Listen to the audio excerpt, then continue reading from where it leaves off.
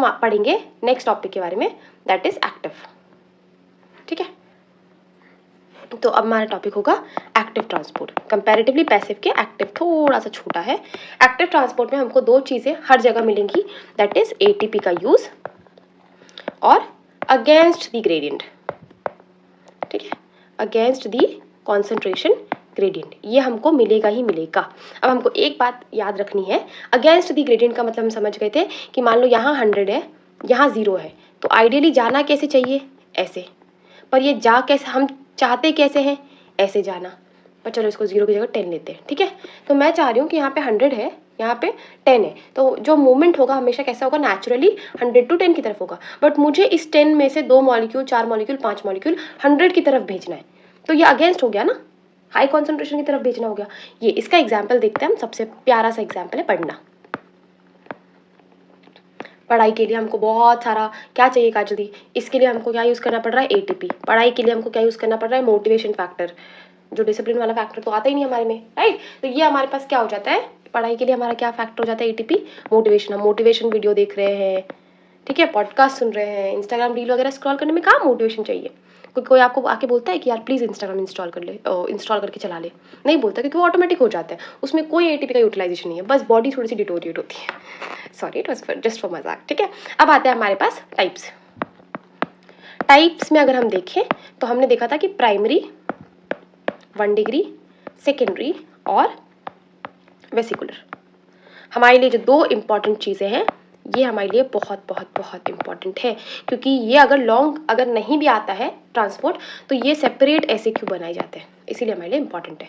तो चलो secondary active की बात अगर हम करेंगे तो सबसे पहले हम इसमें पढ़ेंगे primary active. Okay, primary active transport. Primary active transport का मतलब ये है कि मेरे पास खुद का ट्रांसपोर्ट है, खुद का एटीपेज है, ठीक है, मैं एटीपेज से एटीपी को तोड़ूंगी और इसको यूज कर लूंगी। मतलब अगर आपको दुकान में जाना है, आपको कुछ सामान खरीदना है, आपके पास कैश है, आप दुकानदार के पास गए, आपने कैश दिया और आपने क्या कर लिया, आपने कैश दे दिया और आपने सामान ले लिया। Its primary active. Cash is ATPase, ठीक है, और सामान लेना देना इस एटीपी का यूज करना। अब हमारे पास आते हैं इसके एग्जाम्पल। तो इसका क्या होता है, ट्रांसपोर्ट चैनल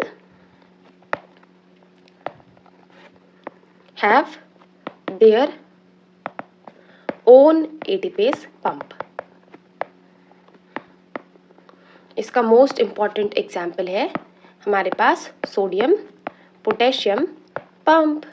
दूसरा एग्जाम्पल है इसका हाइड्रोजन पोटेशियम एटीपेज पंप, ठीक है। तीसरा एग्जाम्पल इसका कैल्शियम एटीपेज, ठीक है। ये तीनों के तीनों नाम समझ में आ रहा है कि कौन क्या ट्रांसपोर्ट करवाएगा, बट हमारे लिए मोस्ट इंपॉर्टेंट क्या है इसमें भी, इस चैप्टर के हिसाब से सोडियम पोटेशियम पंप और डाइजेस्टिव के हिसाब से पोटेशियम हाइड्रोजन एटीपेज पंप। अब हमारे पास आता है दूसरा हमारे पास क्या है, सेकेंडरी एक्टिव।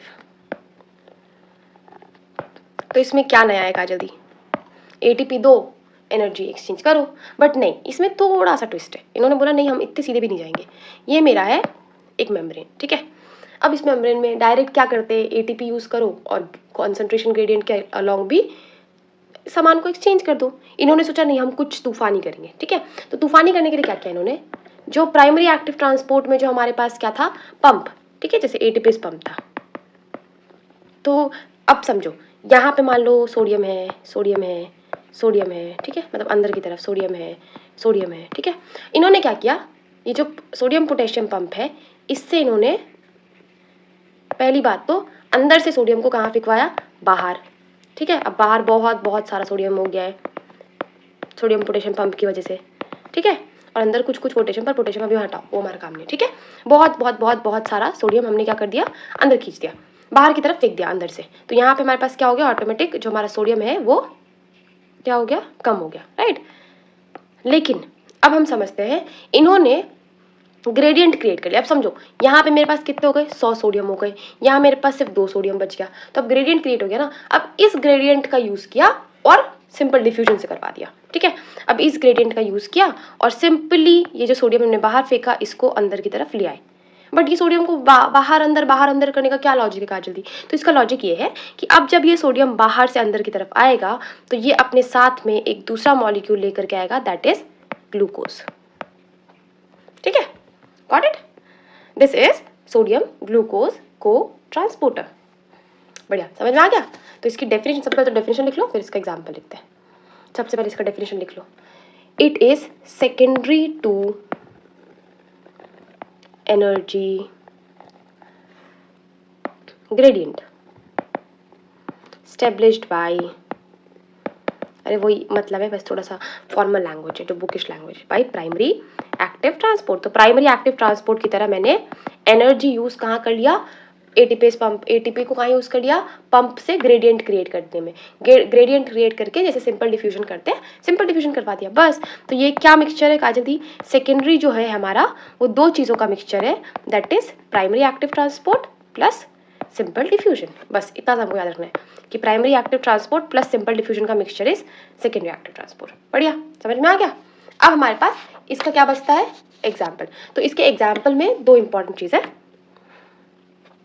इसके टाइप्स में, टाइप्स के फॉर्म में लिख लो। एक होता है जो साथ में जाएगा, जैसे हमने सोडियम को देखा था कि सोडियम जब अंदर आ रहा था ग्लूकोज को भी अंदर ले आया, तो सिम्पोर्टर। और दूसरा होता है एंटीपोर्ट, सिम्पोर्ट और एंटीपोर्ट। तो सिम्पोर्ट में हमने क्या देखा था कि जो दोनों सब्सटेंस है, बोथ सब्सटेंसेस मूव इन कैसे डायरेक्शन? Same direction. हमने यहाँ पे देखा था ना ऊपर, देखो हमने यहाँ ऊपर देखा था कि जब ग्लूकोज अंदर की तरफ आ रहा था, सोडियम अंदर की तरफ आ रहा था, तो उसने क्या किया? ग्लूकोज को भी अपने साथ ले आया। ठीक है, ये हमारे पास किसका एग्जाम्पल हो गया? सिम्पोर्ट का, राइट? तो हम यहाँ पे क्या लिखेंगे सिम्पोर्ट के एग्जाम्पल में हमारे पास आएगा सोडियम ग्लूकोज लिंक ट्रांसपोर्टर, जिसको हम प्यार से बोलते हैं SGLT। अब SGLT1 जो है वो प्रेजेंट है मेरा GI ट्रैक में, और SGLT2 जो है वो मेरा प्रेजेंट है PCT में। ठीक है, अब इसके और भी एग्जाम्पल, ये तो पहला एग्जाम्पल हो गया। ठीक है, अब दूसरा एग्जाम्पल लिखते हैं। तो दूसरा जो एग्जाम्पल है इसका वो है सोडियम पोटेशियम 2 क्लोराइड को ट्रांसपोर्टर। देख लो कितना प्रो लेवल नाम है। कहाँ प्रेजेंट है काजल दी? थिक असेंडिंग लिम्ब में ऑफ लूप ऑफ हेनले। बढ़िया, अब इसका तीसरा एग्जाम्पल लिखते हैं। इसका तीसरा एग्जाम्पल है सोडियम आयोडाइड। आयोडाइड देख रहे हो, मैंने पॉजिटिव बना दिया आयोडाइड को। आयोडाइड को शर्म आएगा मुझ पे, आयोडाइड सोचेगा बस यही तो नहीं करना था काजल दी आपको। Sodium iodide symport. कहाँ है ये सिम्पोर्ट? किसी को आइडिया है? थायराइड में, और ये बहुत इंपॉर्टेंट है ये। ठीक है, ये हमारे पास क्या हो गया? जितने भी एग्जाम्पल है, क्या क्या? सोडियम ग्लूकोज लिंक्ड, मतलब SGLT, इतना बड़ा नाम कौन लेगा? ठीक है, SGLT पहला